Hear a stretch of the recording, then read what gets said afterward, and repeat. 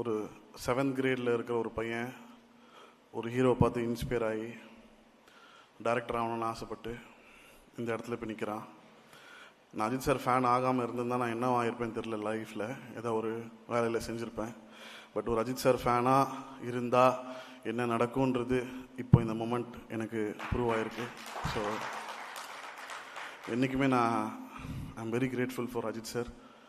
என்னை மீட் பண்ணும்போது நான் சரியான ஃபிலிமோகிராஃபி இல்லாத ஒரு டைரக்டர், நான் ஒரு பெரிய ஹிட் இல்லாத டைரக்டர். ஒரு ஃபஸ்ட் படம் ஹிட் ஆச்சு, அவ்வளோதான். பட் அஜித் சார் பொறுத்த வரைக்கும் ஹிட்டு ஃப்ளாப் என்றைக்குமே யார்கிட்டையும் பார்த்ததே கிடையாது.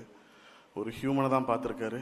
என்கிட்டேருந்து அதை எப்படி அதை பார்த்தாருன்னு இப்போ வரைக்குமே ரொம்ப ஆச்சரியமாக இருக்கும். நான் சார்கிட்ட கூட நான் ஸ்பாட்டில் கேட்டிருந்தேன், சார் எதை வச்சு சார் என்ன நீங்கள் அப்போ போனி கபூர் சார்கிட்ட சொன்னீங்க?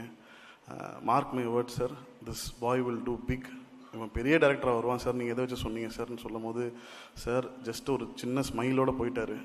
அதுதான் அஜித் சார்னு நினைக்கிறேன். ஒரு போஸ்டர் ஓட்டின ஒரு பையன் இங்கே நின்று உங்கள் முன்னாடி பேசுகிறான்னா லைஃப்பில் எல்லாராலையும் முடியும், ஒர்க் பண்ணால் எல்லாராலையும் முடியும். தேங்க்யூ. இந்த நேரத்தில் எங்கள் அம்மாவுக்கு ரொம்ப நன்றி சொல்லிக்கிறேன், மை ஒய்ஃப் ஐஸ்வர்யாவுக்கு ரொம்ப நன்றி சொல்லிக்கிறேன், என் தம்பி கிங்ஸ்லி சார், எல்லாருக்கும் ரொம்ப ரொம்ப நன்றி. எல்லாரும் விட்டுருந்தா மன்னிச்சிருங்க. தேங்க்யூ.